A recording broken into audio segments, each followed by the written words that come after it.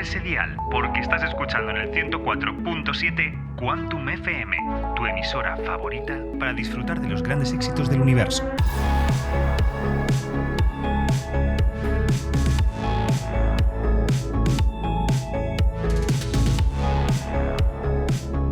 Bienvenidos a nuestra 8ª emisión. En el episodio de hoy nos toca sumergirnos en lo superteórico. Es un tema que nos llevan pidiendo a Quantum Fracture desde hace muchos años, una rama del conocimiento increíblemente compleja. No solo hay que pasar por un graduado en física y un máster para poder alcanzarla, me atrevería a decir que hacen falta unos años más de estudio para poder entenderla en toda su extensión. Sin más preámbulos, la teoría de cuerdas. Sí, la teoría de cuerdas goza de cierta popularidad en la calle. Es el campo de estudio en el que inicialmente trabaja Sheldon Cooper. Es algo que más o menos suena. Unos pocos pasitos más dentro de la divulgación nos describe una teoría capaz de describir todos los fenómenos fundamentales. Una teoría que unifica los mundos de la cuántica y de la relatividad. Pero, ¿de qué trata exactamente? ¿Cómo revela qué es el mundo? ¿Hay alguna manera de saber si es la teoría que describe el mundo real? Hoy vamos a hablar de esto, de Swampland, la ciénaga, el interesante campo dentro de la teoría de cuerdas que explora justo esto. Ahora os contamos. La teoría de cuerdas también está rodeada de cierta polémica. Algunas voces dicen que ni siquiera deberíamos decir que es una ciencia. Me interesa mucho qué van a decir nuestros expertos sobre esto. Porque sí, expertos. Esta vez no tenemos a un invitado, tenemos a dos. Es un honor que Miguel Montero e Irene Valenzuela nos acompañen en este episodio. Graduados en física por la Universidad Autónoma, como yo, Jay. Ambos máster en física teórica, también por la UAM. Tesis doctoral en el Instituto de Física Teórica, también, lugar fabuloso. Postdocs en todo lo bueno. Utrecht, Leuven, Harvard, ¿no? Irene, tú has estado en el Max Planck, también en la división teórica. Ahora mismo estás en el CERN. Y tú, Miguel, ahora también estás regresando también al Instituto de Física Teórica. Así es. Pero vamos, vuestro perfil es básicamente de gente ultra top. Bueno, ¿Qué humildes son. eso es lo que se dice. Bueno, no nos podemos quejar, hemos tenido suerte también. Habéis tenido suerte. Pero bueno, hemos conocido de mucha gente interesante, sí. ¿Qué es lo que te lleva un poco a estudiar en concreto teoría de cuerdas? ¿Qué es lo que hace que te enamores en concreto de esa rama teórica? Porque yo he notado mucha gente que vamos, trabaja en teoría de cuerdas que dice, no, es que a mí me encanta. Dice, no, por muchas críticas que luego te pueden hacer en distintas cosas, te dicen, no, si a mí la teoría de cuerdas me encanta, ¿sabes? En plan de encontrarle algo casi místico en ella. Yo eso es una cosa, si te digo la verdad, yo eso es una cosa que ahora la comparto, ¿vale? Pero que a mí llevó tiempo de llegar a ello. O sea, yo me metí en teoría de cuerdas. Yo lo que quería era... Yo me metí en física porque quería entender todo lo que se podía... Llegar hasta donde podemos entender, ¿no? Y entender qué cosas no entendemos y pensar sobre los temas que no entendemos, y el tema gordo, ¿no? Es gravedad cuántica. Me parecía que no podía tener una imagen completa de qué se ha investigado en gravedad cuántica sin meterme en teoría de cuerdas. Claro, como que era una piedra que necesitabas 100% carga. Sí. Y que es una piedra tan grande que dices, bueno, ¿qué manera? Pues hago un doctorado. Vaya, ¿por dónde? Irene, ¿tú qué dirías?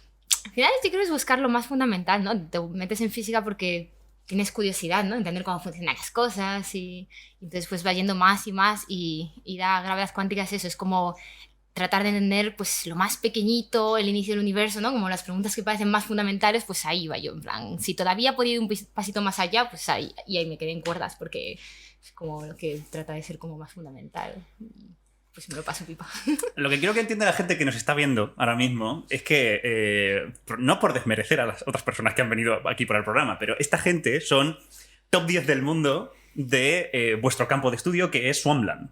O sea, sí. Solamente... O sea, vale, no dais comentarios. Humildes, que sois unos humildes. Quiero que entendáis... Que te lo pones fácil. Que joder, no sé... No, vale, porque es así. Sois unos rockstars. A mí más de una persona me ha dicho... Sí, Irene y tal, los conoce todo el mundo. Son unos rockstars. Así que os agradezco un montón que estéis aquí, porque joder, tener a gente de tanto nivel, al menos para mí, es como... Wow, increíble. No, gracias a ti por invitarnos. Es estupendo. Está bien. Siempre está muy guay volver a España y poder contar así un poco de las cosas que nos gustan al lugar donde hemos empezado, ¿no? Claro. Y os estaréis preguntando, repite eso, ¿cuál has dicho que es el campo de Irene y Miguel? Lo he pronunciado fatal. Dejadme que lo intente de nuevo. Swampland. Swampland, en español La Ciénaga, aunque no muchas veces se ha traducido. La Ciénaga no le puse el nombre yo, que esto que conste, fue Luis. Fue Luis Ibáñez, tu director de tesis. Bueno, Swampland viene de antes. El traducirlo como ciénaga. ¿No Sí. te gusta mucho? Pantano. No, me gusta más ciénaga. ¿Te gusta Ciénaga? Sí, está bien. Yo he de Es más decir- tenebroso, ¿no? Me Sí, parece más Ciénaga es un misterioso. lugar más... He de decirte, Crespo, que está publicado, hay una reseña de un workshop que hicimos en 2016, el primer workshop de Swampland, que se escribió una reseña, una nota de prensa que escribí yo y acabó siendo tomada por la sección de ciencia del ABC. Y en aquel workshop primigenio lo traducimos como pantano. Sí. Yo estoy de acuerdo que Ciénaga suena mejor, ¿no? Es como más un lugar más misterioso, más mágico, ¿no? Un pantano. Bueno, no es algo. Las marismas. Pero quizás Sí. un pantano como un lugar feo es más fiel al significado original, a la connotación original que tiene Swampland. Swampland Claro. es un lugar Feo, claro. feo, que es un poco de donde viene. Estudiáis lo feo. Estudiamos no lo todo. feo para separarlo de lo bonito. Oh, qué bonito. A mí me ha gustado, me ha gustado. Bueno, espero que la gente comprenda todas estas referencias más tarde. Vamos a empezar con lo más básico de todos, ¿no? Que es, ¿qué son las cuerdas? Todas las partículas que hay alrededor en realidad no son puntitos, ¿no? Como te imaginarías en plan bolitas chiquititas, sino que tienen una longitud, son cuerdas pequeñitas. Entonces, ¿qué son las cuerdas? Pues todo, o sea, todas las partículas van a ser distintas cuerdas. Si las miras con una lupa enorme, si pudiésemos verlas muy, muy cerquita, pues verías que son cuerdecitas que vibran de maneras distintas. Y esa es la base de todo. Vale, pues si son cuerdas, más o menos, ¿qué tamaño tendrían estas cuerdas? Pues eso no lo sabemos seguro, porque digamos, la escala, lo que tú estás diciendo, el tamaño de la cuerda, nosotros llamamos la escala de la cuerda, ¿no? Una vez uno postula que existen cuerdas, haces todas las matemáticas para ver cómo conecta exactamente con el mundo real. Y, por ejemplo, en los modelos más típicos, en las propuestas más típicas, la escala de la cuerda es 3 órdenes de magnitud por la escala de Planck. O sea, por encima, o sea, como 1000 veces más grandes que la escala de Planck. La escala de Planck son 10 a la menos 34 metros, o sea que estaríamos hablando de 10 a la menos 30, 10 a la menos 31 metros. ¿Vale? Eso es un modelo básico. Luego es como todo, hay algunos modelos en los que pueden ser un poco más grandes. Lo fundamental son siempre más pequeñitas que las partículas más pequeñas que hemos visto. Claro. 10 a la menos 30. Los átomos son 10 a la menos 10. El protón es 10 a la menos 15, ¿correcto? Estamos hablando de 10 a la menos 30. Es una cosa Muy pequeño. muy pequeña. Una pregunta que también me la encuentro muchas veces. Son cuerdas. ¿De qué están hechos esos filamentos? ¿De qué está hecha una cuerda? ¿De qué está hecho? Bueno, o sea, la idea en principio... O sea, cuando piensas de qué está hecho es porque te imaginas como que hay otros constituyentes más pequeñitos aún, ¿no? Pero la idea es que las cuerdas es de lo más pequeñito que existe, entonces no está hecho de nada, o sea, es de la propia cuerda, del vacío, si quieres, ¿no? No tiene otras... Si lo rompo no sale otro tipo de partículas o cosas más pequeñas. Claro. Serían cuerdas. Es un poco que si todo es una cuerda y haces zoom en una cuerda, ¿qué hay? Pues cuerda, ¿Cuerda? ¿no? Más cuerdas. Más cuerda. Sí, sería como preguntarse, no, a lo mejor en el modelo actual, no, ¿de qué está hecho un electrón? Es exactamente la misma pregunta. En el modelo actual, el modelo estándar, que es lo mejor que sabemos, puede no ser completo, el electrón es un puntito. ¿De qué está hecho un electrón? Pues no sé, de electrón. De punto. De punto. Es un punto. Si yo hago zoom, por ejemplo, en un electrón muchas veces, pues encontraría una cuerda. Si yo hago zoom muchas veces en un quark o en un neutrino, también encontraría en principio una cuerda. Entonces, ¿qué es lo que las diferencia? Pues lo que las diferencia es la manera en la que vibran. Es realmente una analogía muy clara con las cuerdas de una guitarra. Entonces, lo que ocurre es que muchas veces pueden ser cerradas o abiertas, pero el punto de las cuerdas es cómo vibran. Igual las vibraciones llevan energía. Entonces, diferentes energías pueden corresponder a diferentes valores de las masas. Y en teoría de cuerdas, cuando uno lo hace con cuidado, lo que descubre es que diferentes vibraciones corresponden a diferentes propiedades. Como por ejemplo el spin. Como el spin de una partícula elemental, en teoría de cuerdas es, literalmente tienes una cuerdecita y como te lo imaginas como una cuerda girando así o así, eso es el spin de la partícula. ¿No? Una vez puestos todos estos elementos que pueden ser bastante, en algún punto, intuitivos, o te puedes imaginar realmente las cuerdas, o sea, es como visual. Llegar a esta idea, históricamente, ha sido un poco rocambolesco, ¿no? ¿Nos podéis hacer como un mini resumen de cómo se llegó a esta idea? Es una absoluta locura, porque, a ver... Refuerzo lo de mini. Es una cosa... Es una locura. El resumen es, a finales de los años 60, la gente está estudiando la teoría de las interacciones fuertes, explicando los núcleos. Los núcleos hay unas partículas que son los quarks. Los quarks son rarísimos, porque aunque están dentro del núcleo, nunca los ves sueltos. ¿Por qué no los ves sueltos? La gente dijo, los quarks están confinados. ¿Qué quiere decir esto? Quiere decir que si tú tienes dos quarks, están siempre enganchados por una cuerdecita. ¿Vale? Y entonces la cuerda, pues obviamente si los separas más, La cuerda es más grande, cuesta más energía y por eso nunca los ves sueltos. Entonces la gente se puso a estudiar modelos matemáticos de cuerdas para entender esto. Y al final vieron que no terminaban de cuadrar, pero hubo un tío, creo que fue Schwartz, puedo estar diciéndolo mal, ¿eh? O sea, eso no hay que fiarse, pero creo que fue Schwartz, se dio cuenta de que siguiendo cuantizando modelos de cuerdas, dijo, ahí va, pues si estudio un modelo de estos de cuerdas, me sale que hay una partícula sin masa de spin 2. Y entonces con eso saltan todas las alarmas. Claro. Pero vamos, en todo el barco, porque una partícula sin masa de spin 2 es la partícula de la gravedad. Así que eso estaba diciendo que esa teoría que se había inventado para otra cosa podía ser una teoría de gravedad cuántica. Claro, sería un gravitón. Claro, exactamente, es un gravitón, exacto. Si los gravitones o la gravedad cuántica es algo que suena a chino, dejadme que os lo aclare. En la física fundamental existe un problema que todavía no tiene solución. ¿Qué es lo que pasa con la gravedad a pequeñas escalas? Podemos entender con sumo detalle cómo funcionan las partículas más pequeñas que nos componen, incluso otras que no lo hacen. Es el modelo estándar de la física de partículas quien nos da ese entendimiento, y el modelo estándar está basado a su vez en una cierta maquinaria teórica, la teoría cuántica de campos. Son como las extrañas reglas cuánticas se aplican a los campos, entidades que llenan todo el universo como si fueran un mar y cuyas olas, sus onditas, son lo que nosotros interpretamos como partículas. Os recomiendo mucho el podcast de partículas subatómicas si queréis saber más sobre esto más desarrollado. Vale, por ese lado, lo pequeño. Por otro lado, tenemos lo gravitatorio, las grandes escalas, las estrellas, galaxias y todo el universo.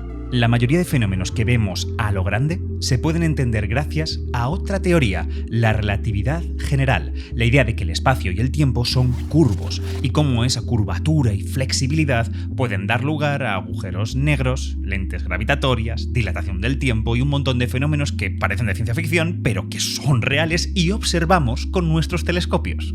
El mundo de lo pequeño está regido por la cuántica, el mundo de lo grande por la relatividad.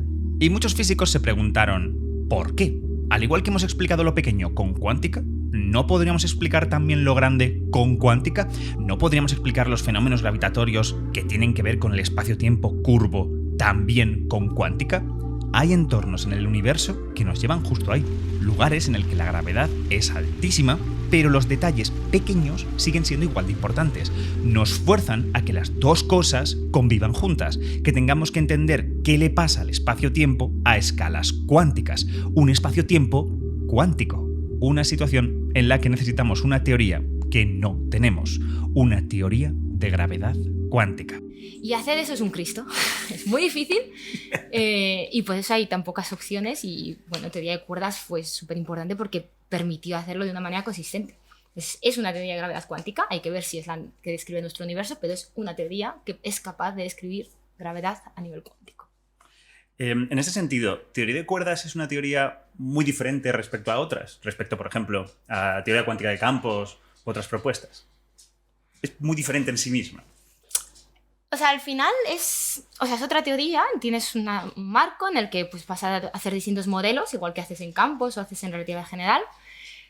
Los engloba ambos, ¿no? Al final, cómo se hace progreso en física, no es que tú hagas una teoría y luego con el tiempo veas que la teoría está mal y entonces hagas otra y esa está mal y hagas otra. La teoría funciona en un rango de escalas, pues a estas distancias o estas energías, y que a medida que vas avanzando y vas entendiendo cómo funcionan las cosas de energía a distancias más pequeñas, pues vas completando la teoría. Entonces, teoría de cuerdas engloba, completa relatividad general, teoría cuántica de campos, o sea, las recuperamos en un límite. Y sí que tiene una cosa que sí que es un poco distinta, si quieres, y es que jugando, o sea, siguiendo esta lógica, parecería que entonces a lo mejor en un momento dado la vas a querer seguir completando, si sigues más allá, pero tiene algo especial que no ha tenido otras teorías hasta ahora, y es que no tiene parámetros libres, no hay como una necesidad de completarla más allá. Un ejemplo, la masa del electrón. ¿Por qué el electrón tiene exactamente la masa que tiene? ¿Por qué no una mayor o una menor? El modelo estándar con el mecanismo de Higgs dota al electrón de masa, pero la propia teoría no te dice cuál es. Digamos que deja un número suelto que luego los físicos experimentales tienen que averiguar. Es un parámetro libre. Hay un número, pero la teoría no es capaz de predecirlo y solo nos queda o medirlo en la naturaleza para saber cuál es o esperarte que haya un modelo aún más poderoso que te explique por qué vale lo que vale. El modelo estándar tiene 19 de estos, 19 parámetros libres que la teoría no nos fija. En la teoría de cuerdas sucede lo contrario. Que hay algo especial en eso, en el que no tienes nuevos parámetros que vas a tener que fijar, ya sea con experimentos o yendo a una teoría más allá, ¿no? Y completarla más allá. Teoría de cuerdas es una única teoría, es una única cosa que estudiáis. Teoría de cuerdas es como un framework. O sea, es la idea de que tú tienes las cuerdas fundamentales, las interacciones se median en términos de cuerditas en lugar de partículas y tal. Realmente la teoría de cuerdas es, en ese sentido, si tienes en cuenta todas las dualidades, la vemos como una teoría única. O sea, consideramos que es una única teoría que tiene... Y esto llevó tiempo que la gente lo descubriera. Al principio no era nada obvio. Al principio la gente pensaba que había 5 teorías de cuerdas diferentes. Vale. Y luego también está el tema de, un poco en la línea de lo que decía Irene, que al ser una teoría sin parámetros libres, ¿vale? Es una teoría que tú no puedes... En ese sentido es bastante... un estilo de unicidad. No puedes retocarla y decir, no me gusta... Por ejemplo, yo puedo coger el modelo estándar y cambiar de no me gusta la interacción electromagnética, es muy fuerte, voy a hacerla más débil. Y eso matemáticamente es consistente. Claro. Físicamente no, físicamente está mal. El valor es el que es. Pero Dicho, ¿no? De algún modo así como muy sencillo, la K de Coulomb de algún modo la bajas y ya está. Exactamente. Tú coges la K de Coulomb y me la voy a poner a la mitad porque me apetece, me he levantado así esta mañana. Y lo puedes hacer. Matemáticamente no hay ningún problema. En teoría de cuerdas, no. Y no estoy hablando de física, digo de matemático. No hay un problema matemático. Como que es muy restrictivo. Exactamente. Y eso es, en ese sentido es bastante único. Estás totalmente determinado. Claro, eso en principio debería ser muy bueno. Eso es la leche. Eso creemos que es estupendo. Antes has hablado, ¿no? Cuerdas hay abiertas y cerradas. Claro, una vez tienes cuerdas, pues lo más básico que te puedes imaginar es pues eso, ¿no? Pues una cuerda cerrada o una cuerda abierta. Y solo esa tontería ya te hace, por ejemplo, si tienes una cuerda cerrada... En el sentido de que los extremos es como que los pegas. Claro, exacto. Pegas el extremo y tienes un circulito. loop. Sí, un circulito Exacto, que vibra. circulito, o está abierta, entonces pues tienes un inicio, ¿no? Un final. Y eso ya te genera una diferencia en las vibraciones, de tal manera que, por ejemplo, una cuerda cerrada siempre te va a dar lugar a un gravitón, Vale. a gravedad, y una cuerda abierta siempre te da lugar a algo como electromagnetismo, interacciones Gauge. Hay una explicación sencilla de por qué pasa eso. ¿Por qué las cerradas... En el sentido de que las cerradas solo dan lugar a gravitones. O ¿No pueden solo? dar cosas a especies más raras. Sí, también te da lugar a otros campos, te puede dar lugar a un escalar, que es como el Higgs. Vale. Yo quiero aprovechar este momento para decir que la pregunta que has hecho tú, que ¿por qué una cuerda? ¿Cuál es la conexión entre una cuerda y el gravitón? ¿Por qué una cuerda cerrada me da una cosa de spin 2 massless como tienes en el gravitón? Lo que quiero decir claramente es una cosa que yo no entiendo. Es una cosa que o sea, de hecho lo estuvimos hablando, esto fue un proyecto que intentamos hacer hace unos meses para intentar entender esto bien. O sea, lo que quiero decir es, yo por supuesto entiendo la derivación matemática de cómo pasa esto. Vale. Eso la puede entender cualquiera. Pero la intuición de por qué tiene que ser una cuerda lo que me da un gravitón, por qué no funciona si lo hago con una membrana o con otra cosa más, ¿por qué? Eso yo no lo entiendo. Y es una pregunta que para mí, pues, obviamente, es muy importante. Bueno, es una pregunta de investigación, ¿no? Es una pregunta de investigación. ¿Por qué esto y por qué no lo otro? Claro. Exactamente. O sea, tú puedes hacer la cuenta y ves que con la cuerda pues te sale el gravitón. Y dices, pues ya está, me voy a mi casa. Pero no entiendo por qué, intuitivamente. Fíjate. Todo lo demás que hemos estado hablando tenemos implicaciones más o menos intuitivas, ¿no? El momento angular, pero esto no. Yo al menos no. Lo que sí se sabe, por ejemplo, es eso, que si tienes cuerdas abiertas, pues necesariamente vas a poder tener cuerdas cerradas. Entonces parece que el tener materia y tener interacciones como electromagnetismo y tal no pueden ir solas, van siempre también ligadas a gravedad. Y eso es algo muy bonito. Oye, qué es como bonito. que en nuestro universo pues no es coincidencia, ¿no? O sea, hace falta tener gravedad. Claro, como la gravedad es inevitable. Es inevitable. Todo gravita. Todo gravita, así No hay que manera. si tienes materia, tienes que tener... Oye, pues qué bonito, mira, esa es una idea muy bonita. Vale, en este sentido, ¿cómo sería la pregunta? Vale, ya tienes electrones, tienes partículas, tienes gravitones, si quieres.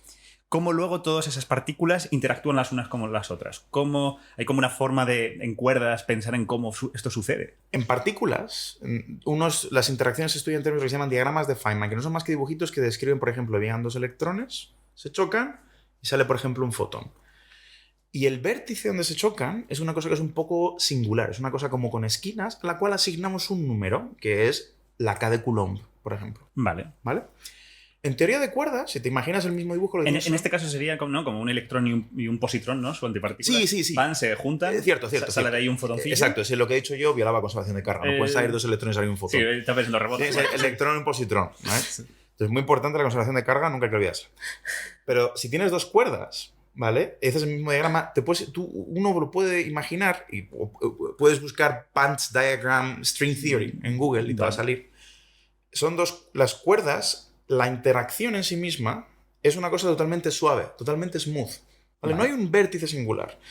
Es un poco relacionado con lo que hablábamos antes. Tú haces una cuerda, haces zoom y siempre es la misma cuerda. Si entiendes la cuerda localmente, pues solo tienes que pegarlo para entender el diagrama en grande. Y aquí es lo mismo. La interacción es con una cosa suave y localmente es la misma pequeña cuerdecita que entendemos. Y eso lo que significa en la práctica está relacionado con lo que decíamos antes de que todos los parámetros están determinados. ¿Cómo estudio el choque de dos partículas cargadas en teoría de cuerdas? Bueno, pues pongo las dos cuerdas, hago el diagrama de los agujeros y luego tomo el límite en el que miro las cuerdas siendo muy muy pequeñitas comparadas con las escala de energías que a mí me interesa y se reduce a un diagrama de física de partículas. Entonces reproduce la respuesta de física de partículas, solo que el número que en física de partículas yo lo pongo a mano, aquí me viene dado.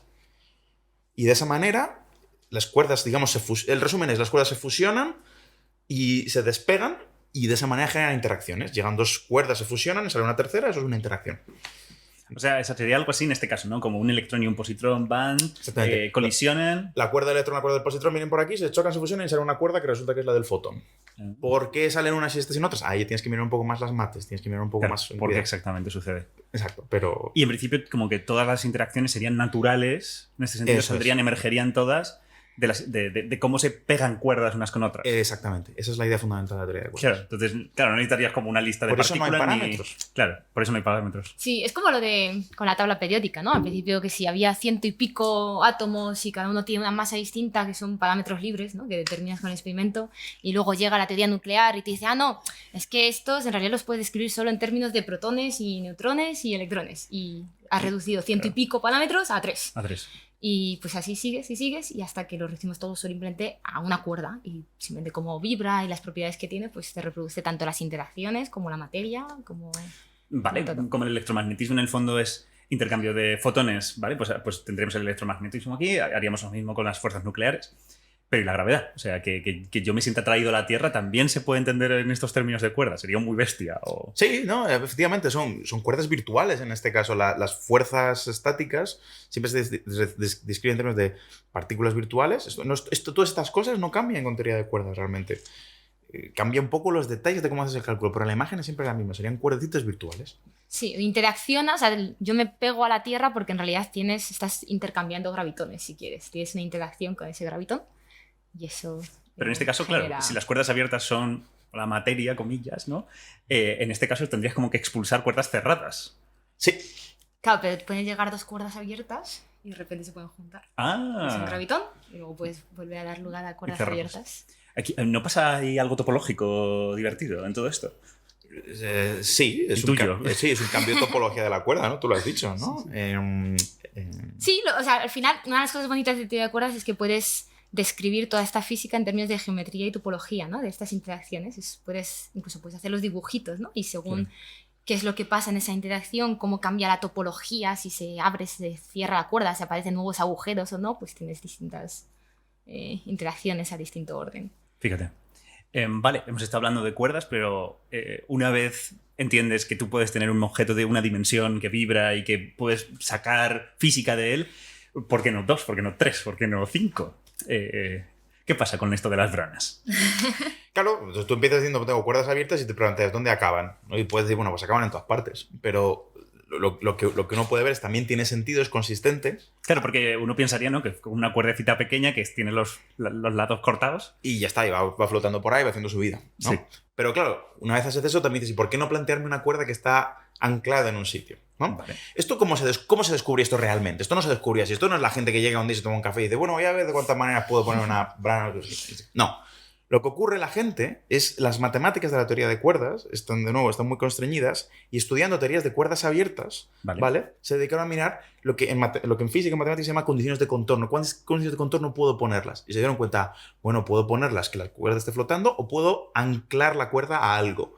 Y eso resulta que no era obvio, pero lo miras con cuidado y es matemáticamente consistente. Y dices, bueno, y entonces eso te lleva a plantearte qué son estos objetos en los que anclo las cuerdas. Y al principio la gente los miraba como una curiosidad. Hasta que Polchinski, Witten, en el 95, fue parte de lo que Esa se es llama... la segunda revolución. Eso es. Ok. Que Pues- hablamos antes de la primera. Se dieron cuenta de que estas cosas es un poco lo mismo, no era una cosa anecdótica, sino que se pueden entender como objetos extensos que hay en teoría de cuerdas. Pueden tener cualquier dimensión realmente. Vamos, que en cuanto hablas de teoría de cuerdas, no hay solo cuerdas. O sea, tienes cuerdas y tienes cualquier otro objeto de cualquier dimensión. Y realmente, o sea, creo que están ahí. O sea, no es solo una cuestión, o sea, es inevitable. O sea, al final, una cosa que pasa en gravedad cuántica es que todo lo que puedes tener, de alguna manera, está.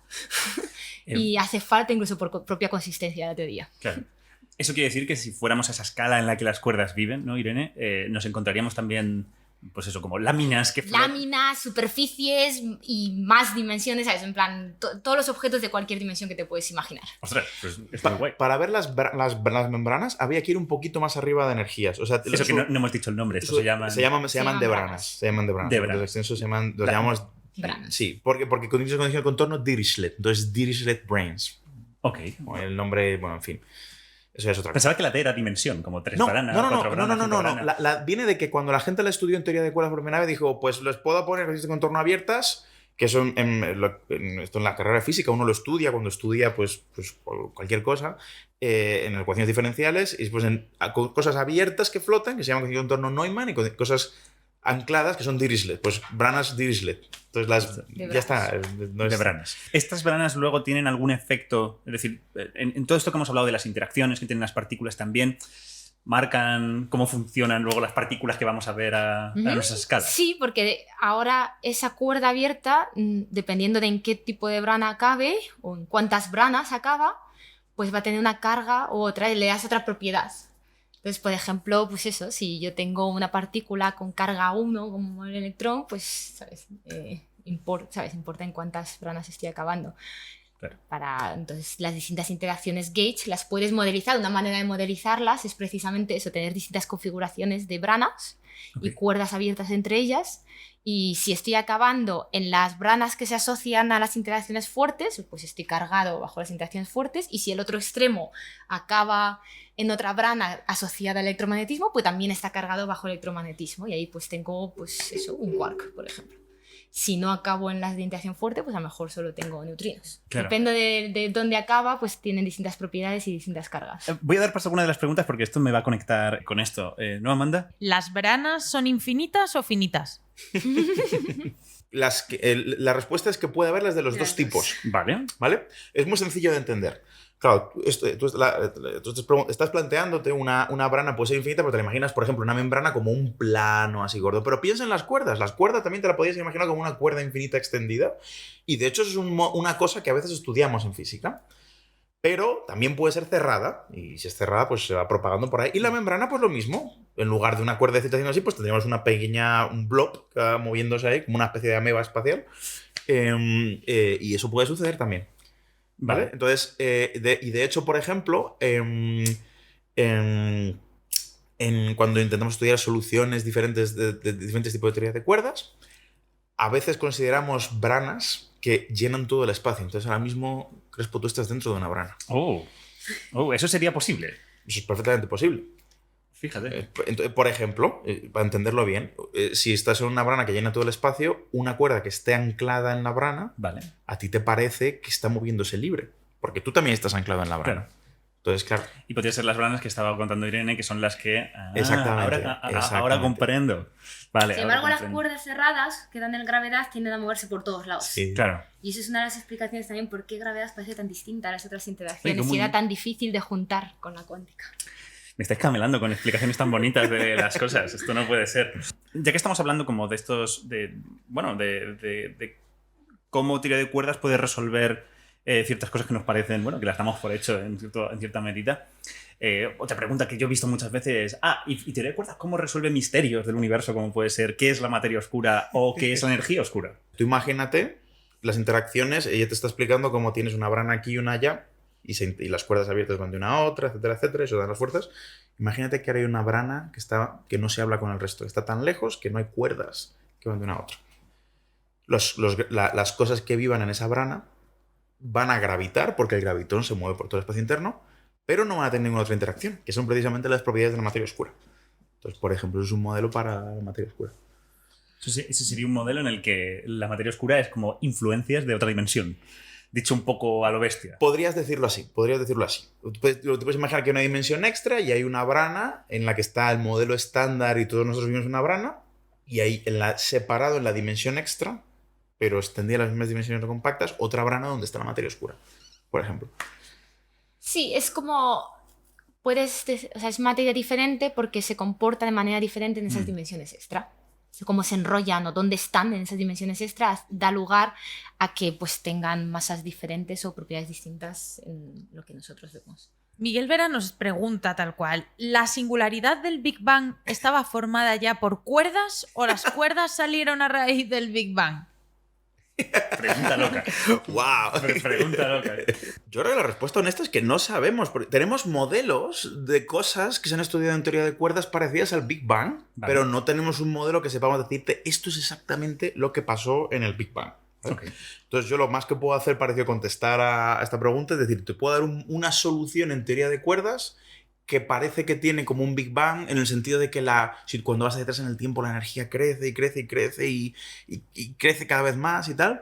Y en esa descripción lo que ocurre es que efectivamente el espacio-tiempo, lo que es el espacio-tiempo deja de tener sentido y sigue habiendo una noción digamos, de grados de libertad cuerdosos, de una manera de describir con las matemáticas de teoría de cuerdas que sigue valiendo ahí. Y es un poco como una de estas situaciones en las que te imaginas preguntar qué hay antes del Big Bang es como preguntar qué hay al norte del Polo Norte. En cierto sentido, la noción propia de espacio y de tiempo dejan de tener sentido, sin embargo puedes seguir respondiendo preguntas en esa zona pues porque siguen teniendo sentido las cuerdas, por así decirlo.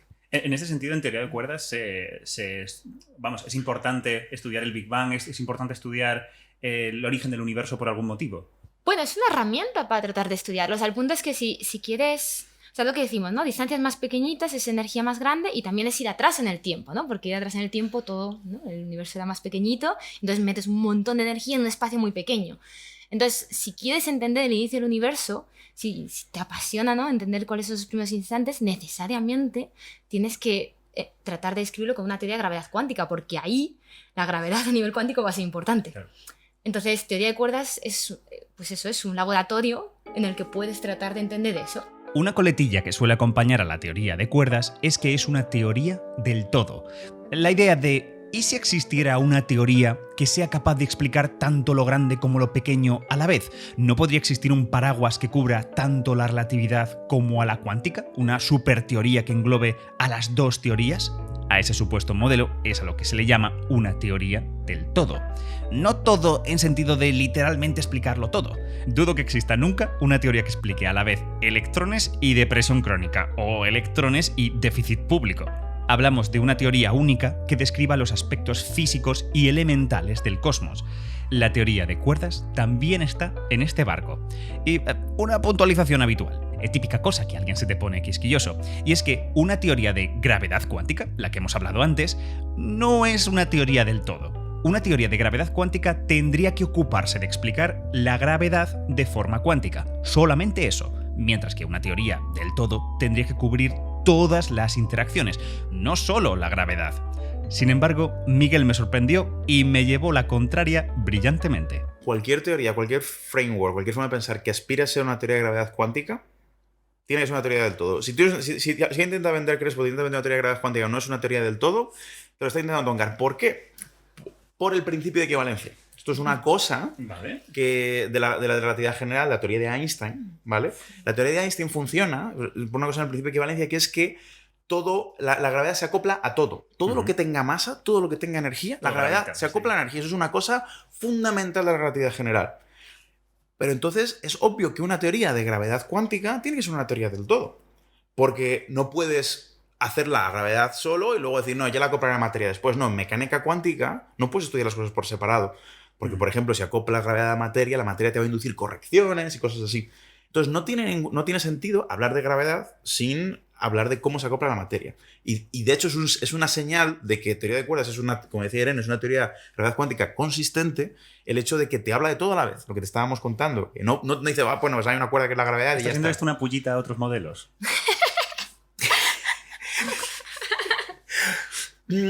Otros modelos un poco que van en bucle. No, realmente no. No, realmente no. Porque. No. Porque uno puede tener una idea, la que sea, por ejemplo, gravedad cuántica de bucles, y puedes intentar desarrollarla como tú quieras, ¿no? ¿Vale? Pero lo que sí que es cierto es que los resultados. Lo que estoy. Eso que sí que es una cosa concreta. Los resultados de cualquier observable que tú hagas van a depender de la materia. Claro. Entonces, cuantizar gravedad por sí sola sin meter la materia, si tú quieres hacer gravedad cuántica de bucles, tienes que acoplarla también a materia y asegurarte de que todo está bien. Y los resultados, incluso del sector de las partes gravitacionales, van a depender también del acoplo a materia. Entonces, eso. Teoría de cuerdas no tienes que hacer nada. Es muy El fácil. punto es que hasta que no lo tengas todo acoplado, no has, o sea, sabes que todavía te quedan cosas por describir y por entender. O sea, puede ser a lo mejor un buen inicio, pero no es el final en absoluto. Claro, porque se te puede luego romper cuando metas otros elementos. Necesariamente necesitas Es como un incluirlo todo a la guacamole, vez. ¿no? Tú puedes hacerlo ahí, pero sale por otro lado. Me ha gustado mucho ese ejemplo.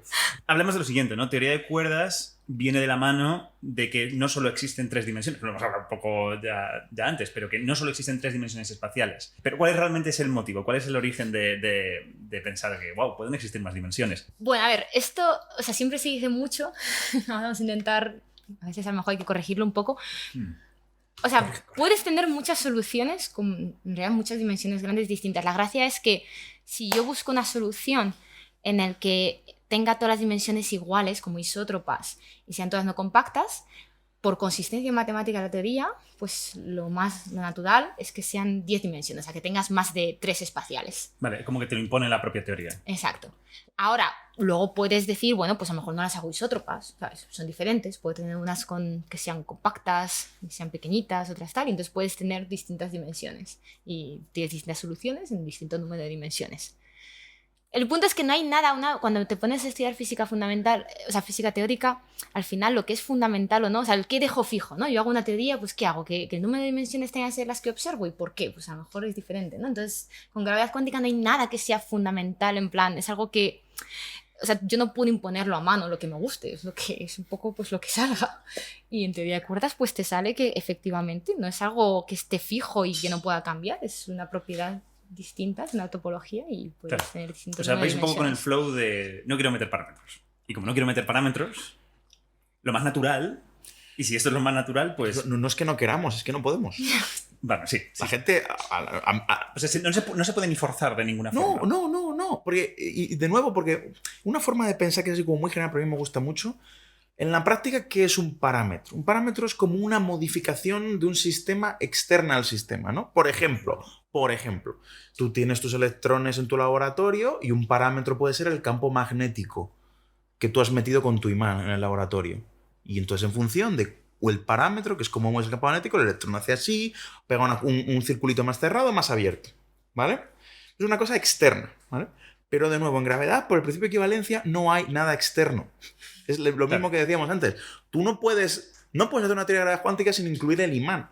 Y entonces, cuando lo incluyes todo, pues no te queda nada. No hay parámetros libres. Y de hecho pueden cambiar, o sea, al final no es algo fijo necesariamente. Claro. Una cosa que puede pasar es que cambie el número de dimensiones. En plan, puede fluctuar en el espacio. Espérate un poco. O sea, ¿cómo que puede fluctuar?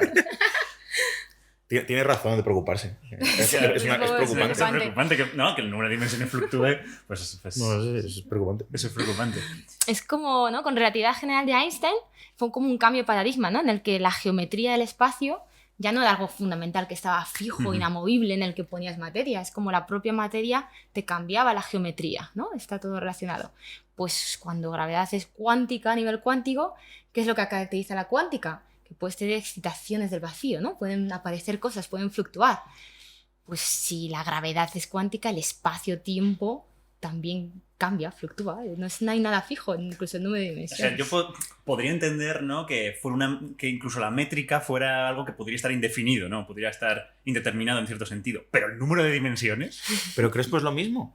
Porque si tú, por ejemplo, esto es un poquito más técnico quizás, pero si tú dices la métrica de un espacio que tiene una dimensión compacta, vamos a decir un círculo, la métrica es el radio del círculo al cuadrado por la coordenada, por el ángulo que mide el círculo. Entonces, Vale. fluctuar la métrica es lo mismo que fluctuar ese radio. Y hacer el radio muy pequeñito o hacerlo como una catedral, pues tiene diferencias. Claro, si de repente haces el radio que en lugar de ser muy pequeñito lo mandas infinito, pues tienes una dimensión extra espacial, no compacta. Vamos a entrar un poco en esto, Vale. en lo de compactificarlo, de dimensiones compactas. Sí. Porque esta es como la forma que siempre se ha dicho, ¿no? Vale, en nuestro mundo real que vivimos solo hay 3 dimensiones espaciales, ¿no? Pero teoría de cuerdas en principio propone que hay muchas más. ¿Cómo se pueden, ¿no?, estas dos cosas ser compatibles? Claro, esa es la gracia. O sea, tú puedes tener distintas soluciones en el que haya 3 que se mantengan no compactas, en la Vale. que vivimos, y las otras pueden ser compactas, en el sentido, pues como un círculo, y las puedes hacer pequeñitas. Es como el ejemplo que se da siempre, ¿no? Es el de si tienes una tubería, ¿no? Imaginas un tubo en el que tienes, pues, es un círculo y pues una dimensión, y tienes una hormiguita moviéndose por el tubo, pues ves 2 dimensiones, porque te puedes mover hacia adelante y hacia atrás en el tubo, o a la derecha o a la izquierda. Dar vueltas, sí.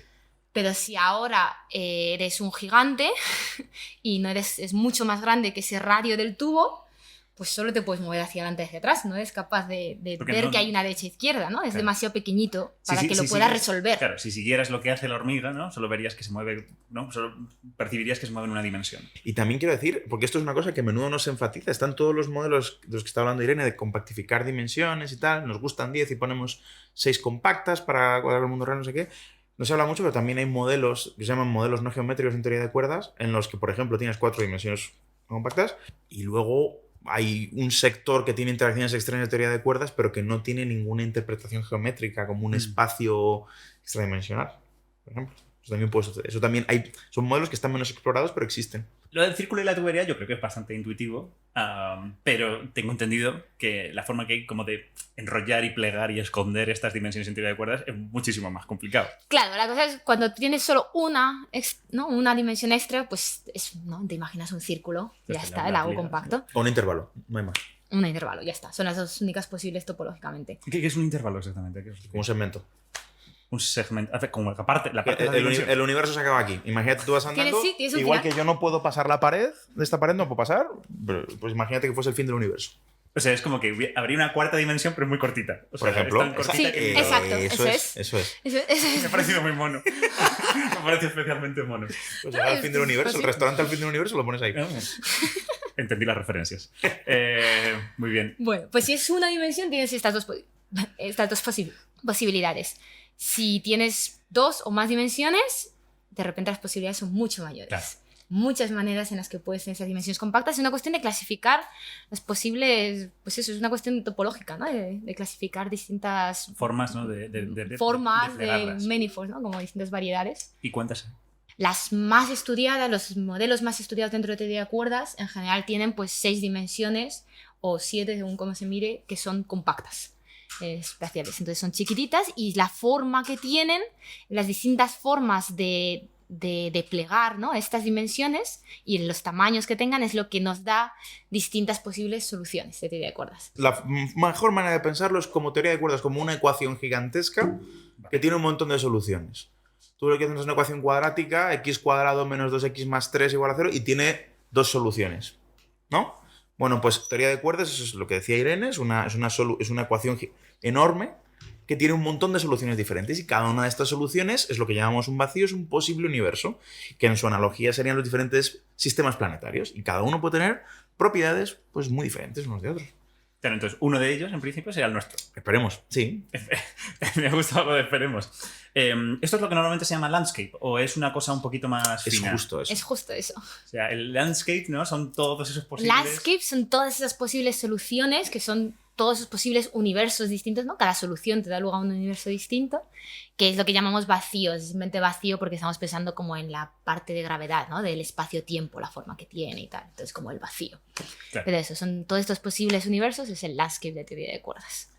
Y ahora lo pienso. Me he preocupado mucho en Swampland, hay que traducirlo. Eso no puede quedarse sin estar en español. Pero landscape es una cosa El que va paisaje. bastante- Es el paisaje, es que... El paisaje. Oh, qué bonito. Es el El paisaje de paisaje. teoría de Pero cuerdas. qué bonito es justo la intención que tenía la gente que llegó a ese nombre, ¿no? Es la idea de hay tantas soluciones, hay tantos posibles, que es que uno puede obtener pues, un poco lo que quieres, como un paisaje precioso en el que tienes de todo y puedes hacer de todo. A su vez, ¿eso no es algo malo? Sí.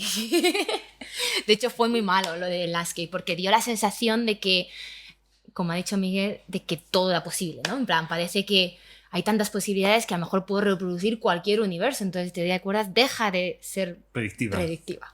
¿no? Y eso es un mensaje que ha sido súper malo para la teoría de cuerdas. Y es un mensaje que sobre todo, o sea, está en la divulgación y en la comunidad, porque luego si trabajas en teoría de cuerdas sabes que no es así, pero como que no lo hemos sabido transmitir bien a la sociedad.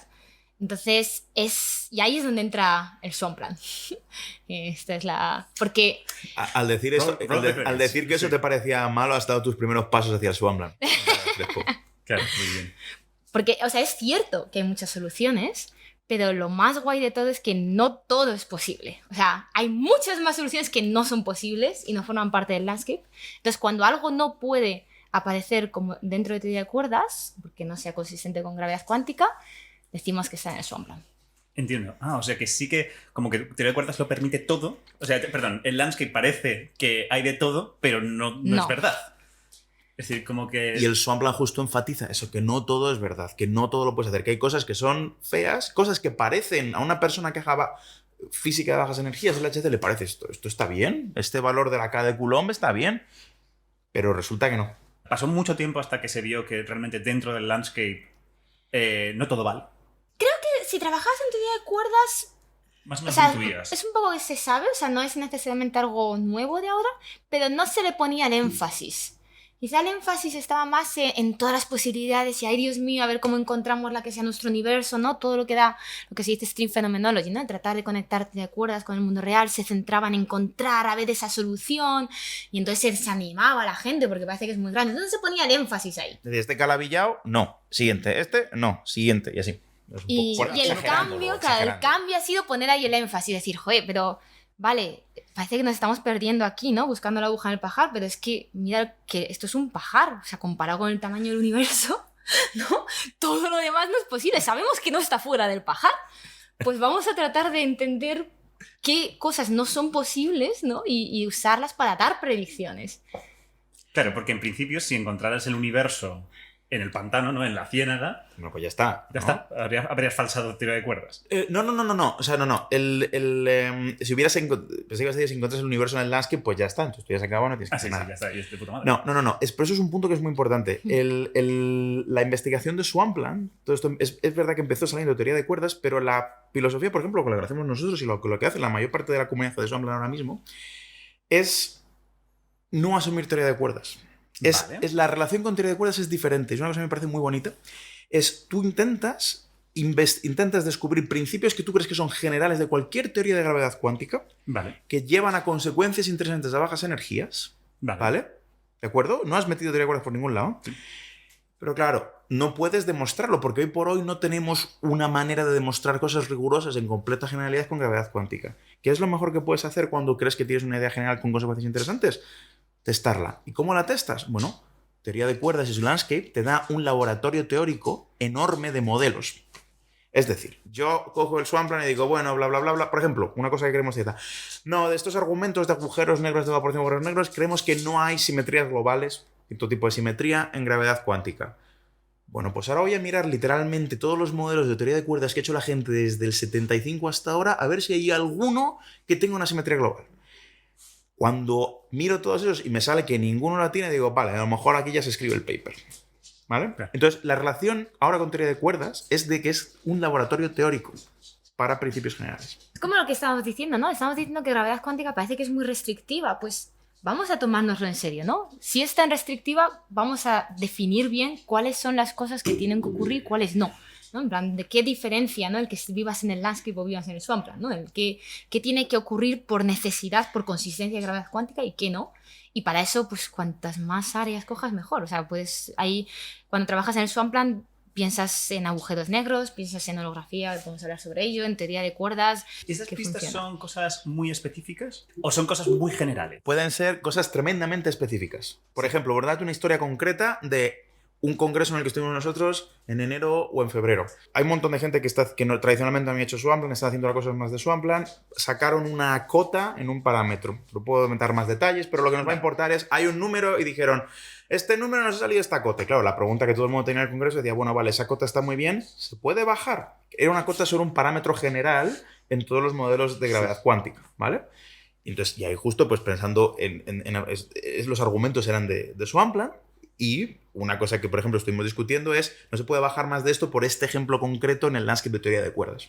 Okay. O sea, discusiones sobre cosas muy concretas, como parámetros concretos, números concretos que nos interesan. Sí, al final te puede dar condiciones sobre el tipo de materia que existe, ¿no? En plan, pues si tengo interacciones como el electromagnetismo, necesito que existan partículas cargadas.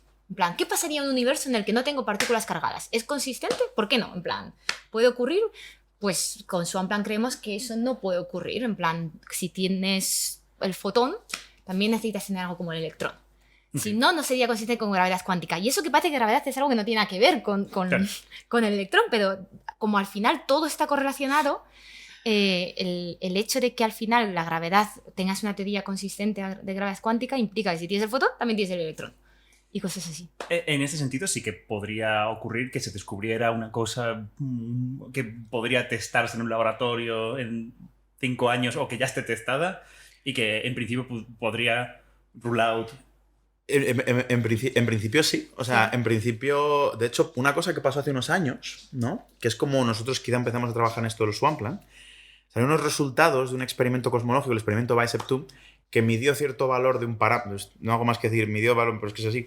Midió valor... Ondas gravitacionales primordiales. Vale, la polarización del fondo micro. Eso es. Y una polarización bastante alta, ¿vale? Y desde los puntos de vista de teoría de cuerdas, pues parecía que eso no podía ser. Y una cosa que nosotros, por ejemplo, trabajamos es intentar formalizar eso y decir, no, efectivamente esto no puede ser. Y nos estuvimos todos rascándonos la cabeza y luego salió que el experimento efectivamente pues... había pillado el polvo de la galaxia. O sea, esto que está contando Miguel es justo la manera en la que, o sea, el Swampland, aunque ya, como decíamos, ¿no? Se sabía que no todo era posible, la revolución del Swampland que ha habido fue a partir de este experimento. Porque fue el primer momento en el que salió un experimento que parecía que daba algo que era difícil hacer en teoría de cuerdas y que de hecho había una conjetura del Swampland que te parecía decir que eso no era posible. Entonces era como, ¿qué está pasando? Entonces la conjetura del Swampland está mal o qué.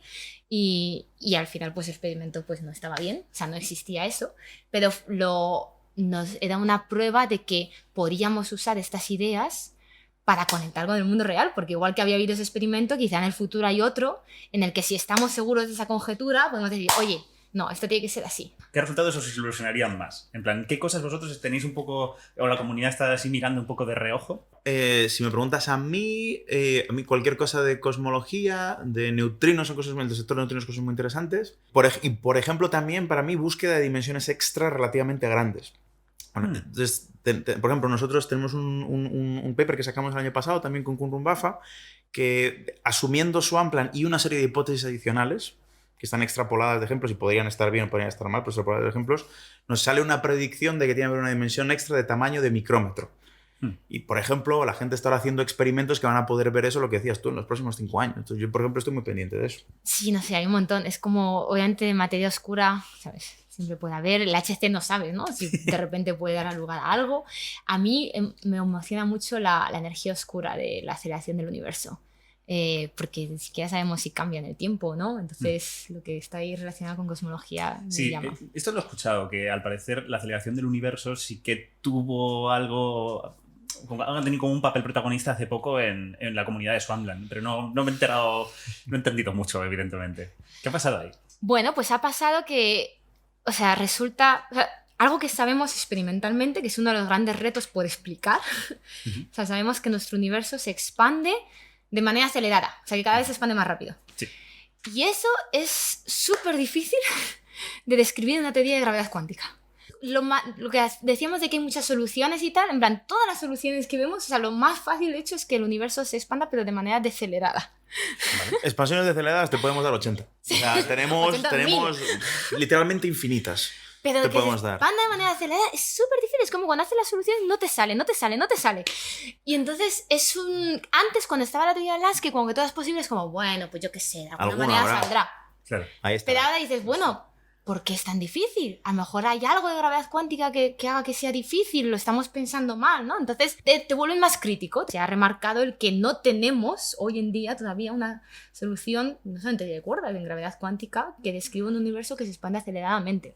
Entonces, esto también nos abre la puerta a decir, oye, pues a lo mejor vamos a mirar como las alternativas. Estos astrofísicos que están diciendo que estas medidas no están del todo bien, otras Bueno, posibilidades. o sea, puede que se expanda, o sea, simplemente a lo mejor significa que donde lo estamos buscando, la manera en la que lo estamos buscando no es la correcta. O sea, no Vale. significa que no la haya, pero a lo mejor no lo estamos aproximando bien, ¿no? Yo creo que los astrofísicos probablemente están haciendo bien su trabajo. O sea, yo no voy a... Yo una cosa sé lo que tú, más por así decirlo, ¿no? Y yo no dudo que el universo se expande. Por ejemplo, una cosa que no han medido es si esa aceleración es constante o no. Sí. Entonces, ese tipo de cosas, por ejemplo, lo estamos mirando. Es una cosa, en teoría de cuerdas, la mayor parte de las soluciones que entendemos son soluciones, por ejemplo, cuando las dimensiones extra estas son muy, muy grandes. Porque entonces tenemos técnicas que nos permiten analizarlas. Cuando son pequeñitas, no está tan claro. Y tenemos una idea bastante clara de que, y esto es lo que decías tú que ha salido en Swarm recientemente, que cuando las dimensiones son muy grandes, ¿vale? Ahí, en ese régimen de soluciones con dimensiones externas muy grandes, no parece haber soluciones con exponencial acelerada. Cuando son pequeñitas, no sabemos. No sabemos. La respuesta es no sabemos. Pasando a otra cosa, las dualidades, que creo que también es un tema muy interesante que es bastante desconocido.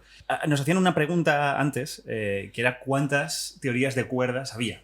¿Cuántas teorías de cuerda en ese sentido no antiguo? ¿Cuántas teorías de cuerdas hay? Tú puedes hablar de distintas teorías de cuerdas, pero a donde vas es que están todas conectadas de cierta manera. Entonces no es que haya varias, o sea, es como tienes una y que puedes conectar.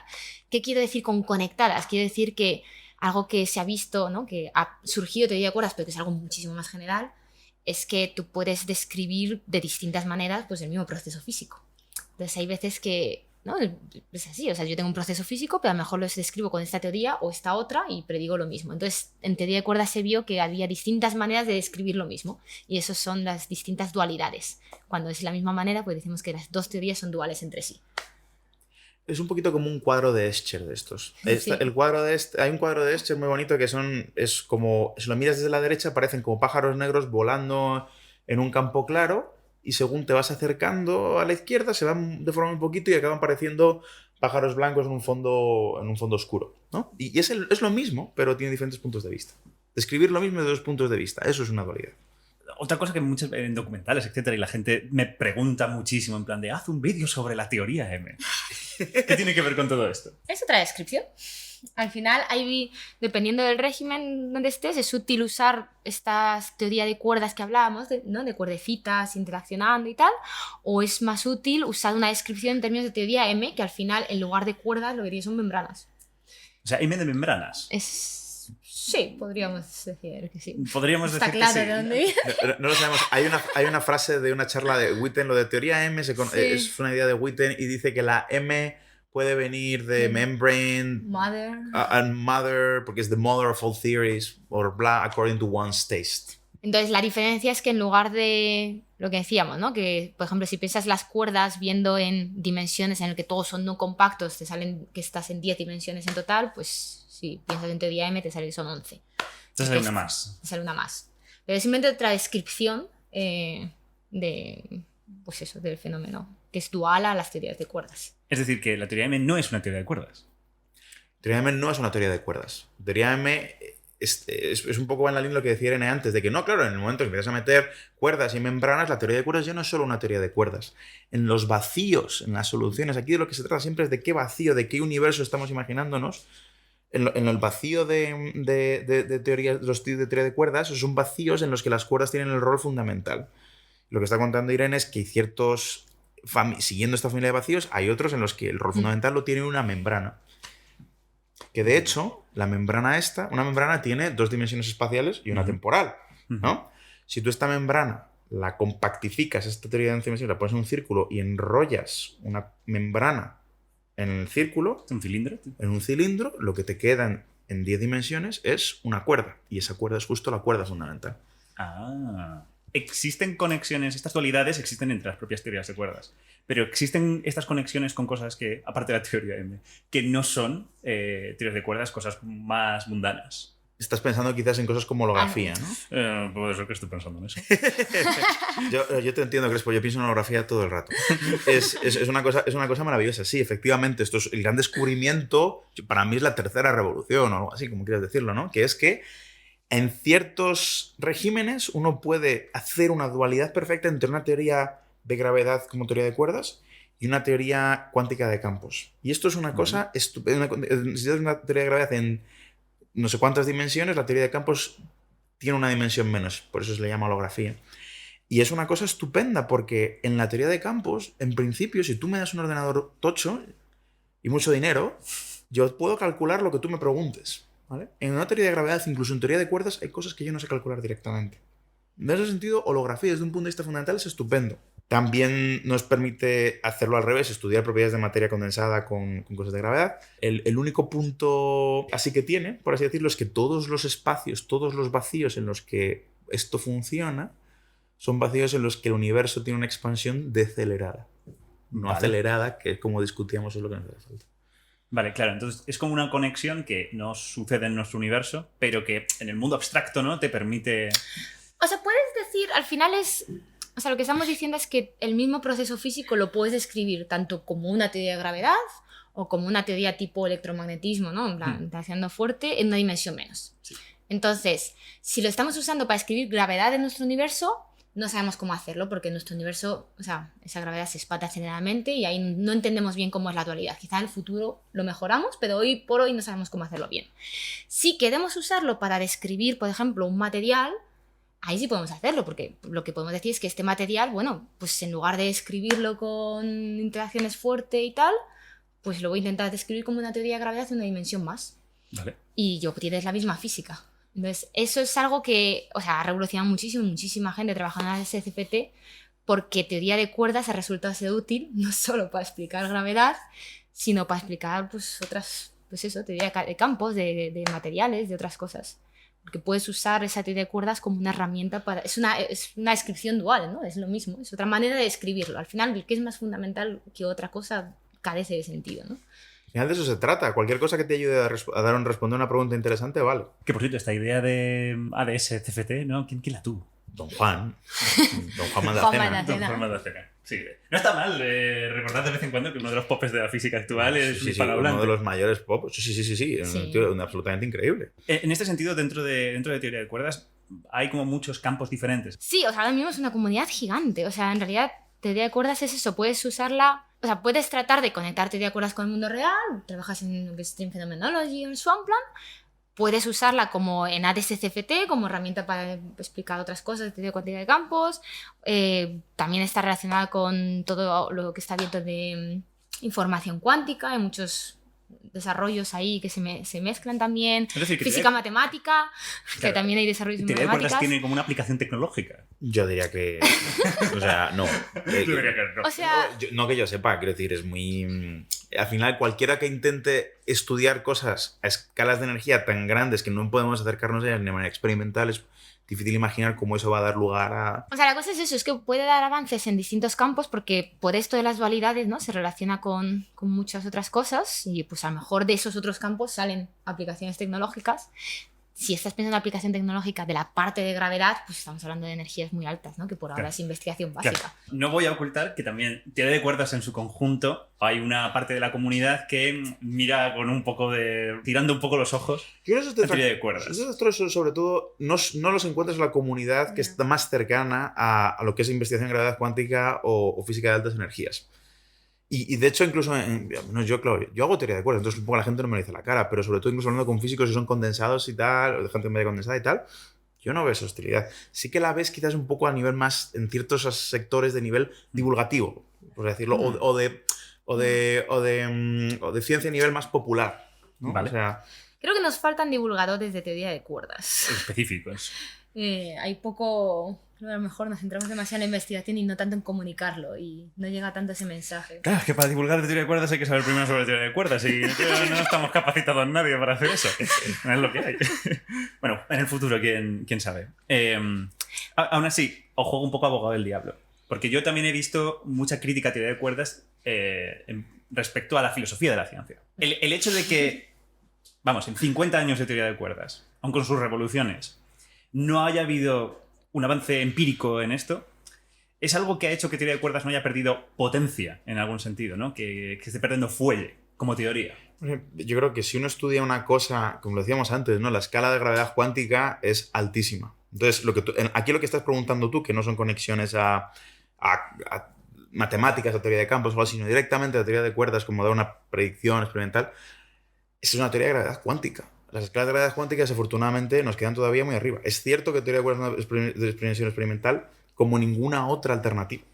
Porque, porque ahora mismo es un poco complicado. Y de hecho, lo que nosotros estamos haciendo con el Swampland realmente es intentar hacer predicciones en el tipo: esto no es posible, esto no puede pasar. Y eso lo puedes verificar con el mundo real. Es cierto que se pensó a lo mejor, ¿no? Cuando hubo esta segunda revolución, te acuerdas que iba a ser más fácil, que iba a haber menos soluciones, ¿no? Lo que decíamos, que el landscape iba a ser más pequeño, iba a ser como más fácil, ¿no? Encontrar cuál era el universo en el que vivíamos y tal.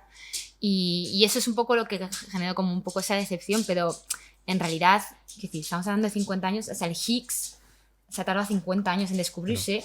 Y está a unas escalas de energía que están no estaban tan lejos de lo que se había hecho experimentalmente. O sea, estamos hablando ahora de 15 órdenes de magnitud más. El Higgs era aumentar un orden de magnitud. Y aún así tardó 50 años. Entonces, es un poco difícil, ¿no? O sea, es una cuestión de pues, que estamos intentando eso, entender algo que ocurre a escalas tan chiquititas que son muy difíciles de observar directamente. ¿Qué pasa? Que aún así tenemos esperanza de hacerlo. ¿Por qué? Porque lo normal sería que es imposible. O sea, ¿cómo vas a obtener, ¿no? O sea, una predicción de algo que ocurre a una distancia que es imposible detectar con los aceleradores hoy en día? Y aún así estamos diciendo que hay predicciones. ¿Por qué? Gracias a gravedad cuántica, en realidad. Porque precisamente eso de que lo hace tan restrictiva te permite que de manera indirecta a lo mejor podamos dar una predicción de nuestro universo. Eso no habría pasado sin gravedad, ¿sabes? Con solo teoría de campos. O sea, es una locura. Entonces, aún así, pues a lo mejor hay una esperanza de obtener, ¿no? Algo empírico en el futuro, y es lo que hacemos con el Aún así es una realidad que si este argumento me lo podréis hacer dentro de otros 50 años, claro. Incluso dentro de unos 200. Bueno, pero y estaríamos... Yo estaría primero muy contento de vivir 200 años, y tú también, Crespo, pero después estaría frustrado de decir: es que, jolín, es verdad que es que su energía es tan alta, no sé qué. Alguien puede decir: pues es que esta energía es tan alta que quiero pensar en otra cosa. A pesar de que hay cosas interesantes indirectas, como dice Irene. Eso es la decisión de cada uno. Pero en el método científico, por ejemplo, ninguno de los pasos que yo sepa tiene un timer. No te dice: no, hasta aquí. Si es que hay pasos. Si es que hay pasos. Pero si quisieras hacerlo con pasos, ¿no? Como han mencionado los filósofos de la ciencia y tal, si lo quisieras hacer con pasos, al final la cuestión es: ¿por qué sigue la gente trabajando teoría de cuerdas 50 años después? Porque te da modelos de gravedad cuántica. De lo que sí que estamos convencidos y seguros es: te da un montón de vacíos, todos estos vacíos, soluciones de gravedad cuántica consistentes y calculables, que los puedes utilizar para verificar cosas que tú crees que son ciertas en general, principios generales. Te sirve de laboratorio teórico. Si mañana aparece un framework nuevo, por ejemplo, antes hablábamos de la gravedad cuántica de bucles. La gravedad cuántica de bucles, hasta donde yo sé, tiene problemas, por ejemplo, incluso dificultades reproduciendo el espacio plano, la solución de Minkowski. En el momento en el que cualquier otro approach alternativo nos dé otro caché de data comparable, yo voy a ser el primero en ir a abrir, a ver qué hay, a ver si... Y luego ya incluso la pregunta, incluso más a nivel de... No, pero la teoría de cuerdas en sí misma. Bueno, es que a veces las preguntas son complicadas. Imagínate que alguien muy listo hubiera descubierto la relatividad general en el siglo XVIII. No habría habido manera de medir eso en 200 años. Le podían haber dicho: no, es que esto... No sé, pues la gente está en su derecho de decir: esto no me parece interesante porque no lo puedo medir ahora. Pero seguiría siendo correcto. Y al final las preguntas que estamos intentando responder eso son sobre el inicio del universo dentro de los agujeros negros. O sea, son cosas que o sea, obviamente no están aquí al lado, que podamos, ¿no?, directamente coger un experimento y testarlo. O sea, es imposible. Pero si te interesa entender cómo funcionan las cosas, y a mí me parece alucinante que podamos estar siquiera haciéndonos esas preguntas, ¿no? En plan, algo que nos queda tan lejos, y aún así yo creo que si puedes pensar en ello y puedes explorarlo y puedes entender más, ve, porque no sabes qué vas a sacar de ello. A los científicos, o sea, yo mañana, o sea, cuando uno es postdoc y tal es un poco más complicadete porque tienes otras cosas, pero cuando uno ya tienes una posición estabilizada, yo mañana me puedo poner a hacer QCD o Loop Quantum Gravity o lo que a mí me dé la gana. No hay ningún tipo de cosa. Y si yo veo algo que me parezca más interesante, más prometedor que la teoría de cuerdas para tratar las preguntas de gravedad cuántica, lo voy a hacer. Al final, el hecho es que hay una gran parte de la comunidad que está interesada. Es que hay gente que piensa: no, es que esto a lo mejor no deberíamos mirarlo. Bueno, pues Pues no lo mires tú. No lo mires tú. Pero hay un montón de gente, un poco lo que dice Irene, que es tener ambición, intentar ir más allá, intentar entender mejor. Claro. Y hay un montón de gente que piensa que una buena forma de hacer eso es teoría de cuerdas. Yo creo que en porque te da investigación hay que cosas. ser ambicioso. O sea, al final, pues sí, puedes decir solo, no, pues voy a hacer solo lo que sea un poquito más cerca, aumento un poquito el conocimiento porque esto lo puedo detectar y ya está, y es útil, no sé qué. Y está muy bien, o sea, también hay que Sí, hacer sí, sí, eso. sí, no, por supuesto. Pero también hay que irse a las grandes preguntas, ir más allá, porque las grandes revoluciones no ocurren por hacer un poquito. Las grandes revoluciones vienen por pensar de otra manera y tratar de ir mucho más allá de lo que te habrías imaginado que puedes llegar a ir. Si hubiera un Que- resultado contradictorio con teoría de cuerdas, ¿le costaría a la comunidad aceptarlo? El punto es que estar seguro Ya. de que tú tienes un resultado contradictorio contra toda teoría de cuerdas, que no ha habido... La dificultad estaría ahí. La dificultad estaría ahí de que vamos a tirar 50 años de esto por la borda sin haberlo mirado con mucho, mucho, mucho cuidado. Pero el escenario que tú estás proponiendo supone que es que no, que sí que hay algo que es contradictorio, no hay manera de entender eso. Pues sí, claro, la gente tiraría teoría de cuerdas. Os pongo un caso, ¿no? La Lo- comunidad de variables ocultas, Ujú. con las desigualdades de ver. Dices que- La comunidad de variables ocultas simplemente se reconvirtió a cosas más radicales o intentaron encontrar el loophole, ¿no? Claro, Para poder saltársela. al final se trata de si tú puedes hacer... Reconvertirse está bien. Cuando si te has equivocado, convertirte a algo que funciona Sí, mejor no está hay bien. problema. O sea. En el ejemplo que tú has puesto, la gente que creo que tienes en mente, típicamente se reconvierte a algo que no es muy productivo, ¿vale? Que es un poco como double down, ¿sabes? Por ejemplo, en teoría de cuerdas, por ejemplo, a mí no creo que haya manera ahora mismo de convencerme de que teoría de cuerdas no me da un modelo consistente de gravedad cuántica. Vale. Si mañana aparece un experimento que me convences no puede entenderse teoría de cuerdas de manera... Yo empezaría a pensar, vale, exactamente este modelo, ¿en qué se difiere de todos los que yo conozco? ¿Por qué los que yo conozco no cumplen con esta propiedad? ¿Puedo entenderlo mediante holografía? ¿Cuáles serían las propiedades que tendría el dual holográfico que serían duales a esta cosa que teoría de cuerdas no puede reproducir? ¿Entiendes? Es intentar conectar. O sea, hay un conocimiento ahí que es real. Yo empecé diciendo que yo me metía a teoría de cuerdas porque quería entender gravedad cuántica, ¿vale? Los modelos de gravedad cuántica que tenemos de teoría de cuerdas existen, son soluciones concretas, son modelos de gravedad cuántica. Y si no describen el mundo real, pues están perdiendo alguna variable, eso no quiere decir que no tengan valor. Te pueden enseñar aún así mucho. Pueden ser un poco, por así decirlo, como el oscilador. De hecho, esto es una frase de Nimar Cunningham, creo. Es que N = 4 Pyramis, que es un ejemplo de un modelo dual holográfico en teoría de cuerdas, es el oscilador armónico del siglo XXI. El oscilador armónico de gravedad cuántica. Tú que has estudiado física sabes que el oscilador armónico es nada. Ningún sistema es un oscilador armónico. Todo es un oscilador armónico con correcciones. Pero también sabes que puedes aprender un huevazo Pensando las cosas como una aprendiendo el oscilador armónico. A lo mejor teoría de cuerdas resulta ser eso. Resulta ser el modelo de gravedad cuántica más sencillo, más tonto, que lo podemos calcular, que es fácil, y el de verdad es una cosa pues mucho más complicada. En otro sentido, porque luego cuando te pones como a definir qué es ciencia, etcétera, pues los filósofos de la ciencia pues ponen sus propuestas, la cosa puede variar bastante. Si en una de estas definiciones se catalogara que la teoría de cuerdas no es científica, ¿eso os incomodaría o os haría como decir, pues no voy a seguir estudiando esto porque no es científico? Diríais, esto sigue Diría siendo que esa interesante. categorización no tiene ningún sentido. Claro. O sea, la teoría de cuerdas es ciencia, estás haciendo ciencia, y el que diga que no es ciencia es que no es científico, no sé. Yo creo que soy un poco más pasoso. Yo le diría que lo llame como quiera, que eso es una etiqueta, y que a mí lo que me interesa es entender cómo funciona la gravedad cuántica, y lo puedes llamar como tú quieras, 80.000 veces. La relatividad general al principio también podrías haber dicho que no era ciencia. O sea, al final no hay diferencia. No es cierto que la ciencia avance porque tengas el experimento que te diga algo y entonces hagas la teoría. Eso es falso. A veces va al revés, hay muchas pistas, ¿no?, de cómo ir evolucionando. Al final es una marea, no sabemos qué pasa en investigación, que no tienes ni idea qué es lo que va a ser lo siguiente. Entonces tú tienes que ir probando, vas probando, es una comunidad, va probando cosas y pues al final algo va saliendo y se va encajando. Y a veces va antes el experimento, a veces va antes la teoría, y las dos son igual de importantes. Estamos un poco en la parte final ya del podcast, pero hay una cosa que me gustaría preguntaros precisamente a vosotros dos. Porque yo sé que vosotros habéis sido estudiantes extraordinariamente brillantes académicamente. No os voy a preguntar cuántas matrículas de honor sacabais al año. ¿Vosotros qué pensáis? ¿El éxito académico como que radica en tener como un talento propio? ¿Radica en ser muy apasionado con lo que uno lo hace y entonces te pasas un montón de horas con ello? ¿O que es una cuestión como de disciplina espartana de echar 87 horas diarias? Porque yo he visto gente un poco de todo, pero no sé vosotros qué pensáis. Pasión, ¿no?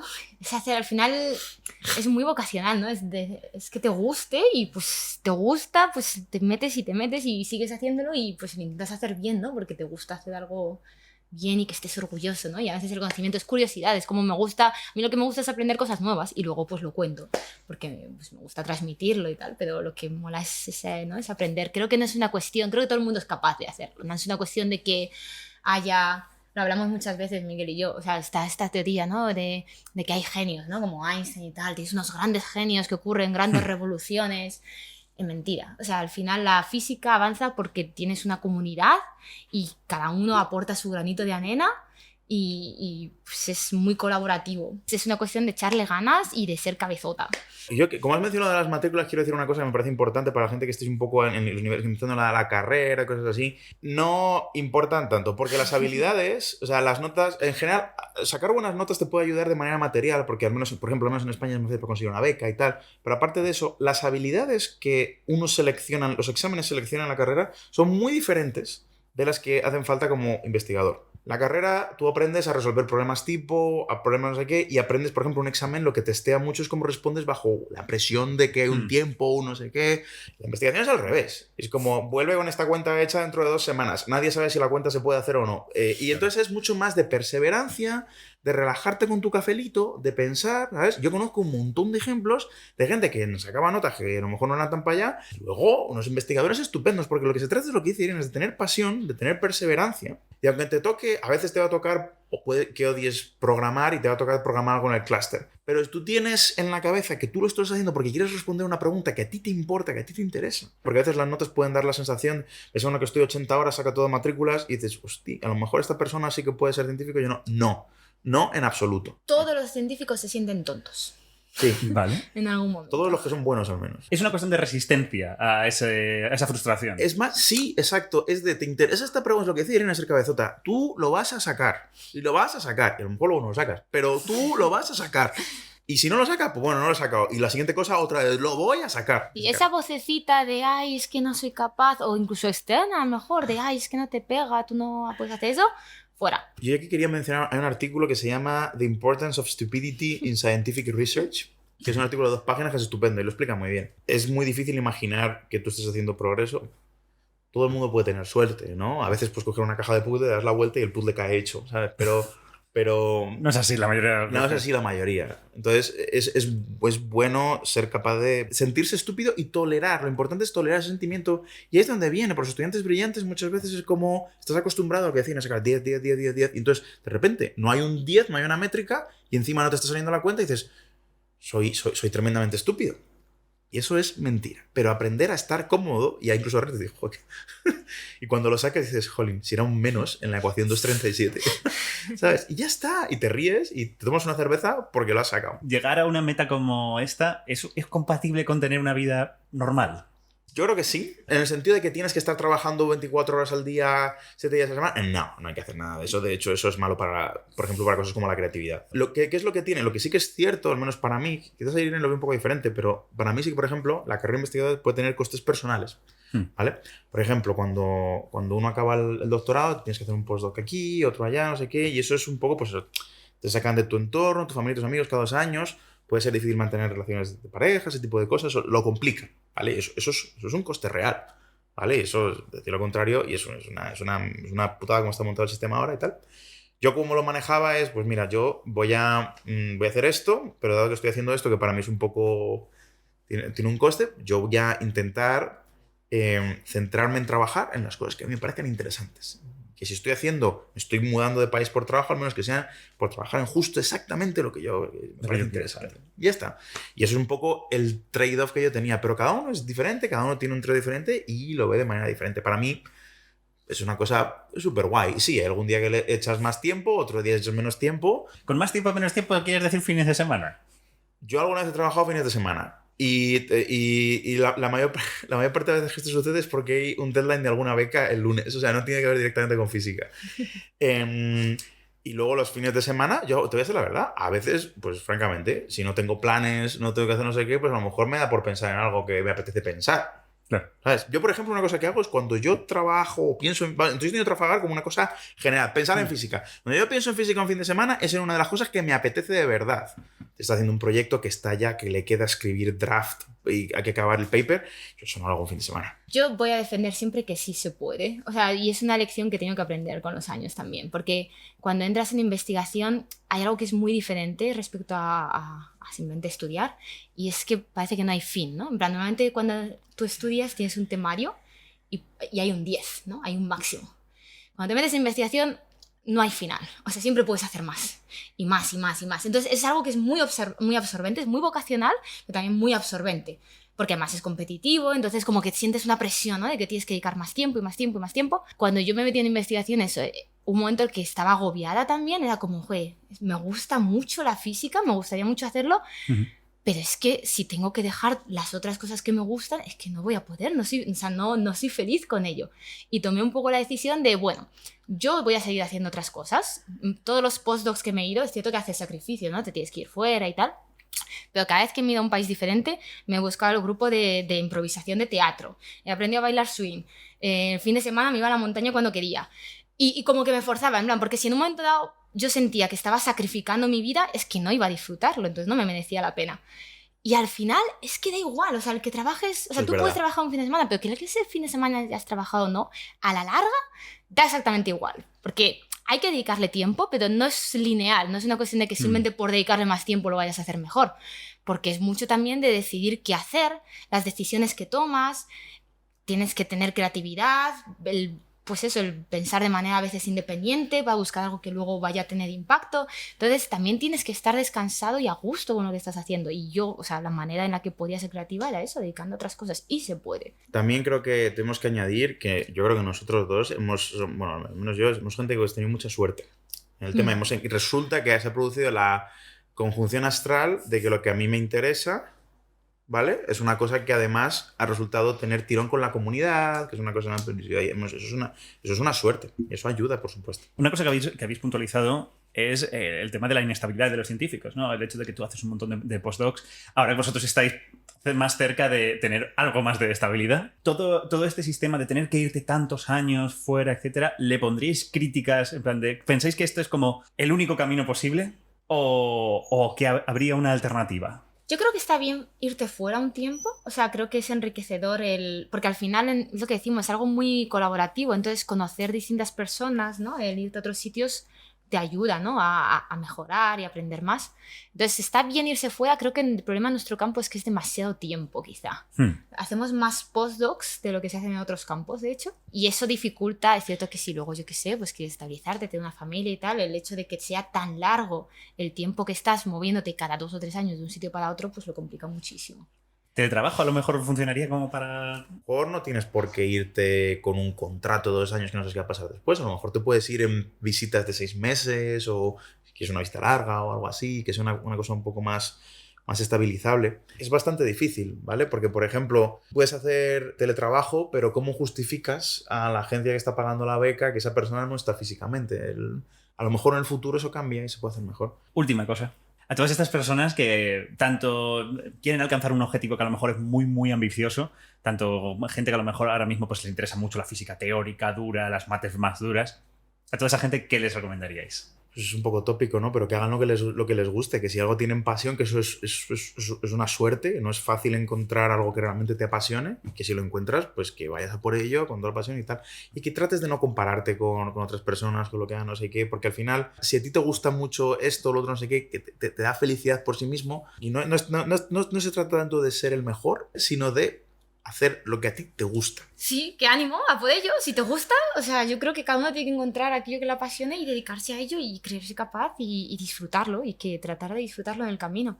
Es cierto que a veces el camino es eso, te estás moviendo, pero también tiene sus cosas buenas. En un momento dado, yo qué sé, conoces, ¿no?, distintos lugares, distintas personas, entonces tratar de sacar pues lo bueno y lo bonito. Yo ahora mismo, no sé, después de tantos sitios, creo que, o sea, mi propia forma de ser, ¿no? Como que siento que me he llevado algo, ¿no?, de cada sitio.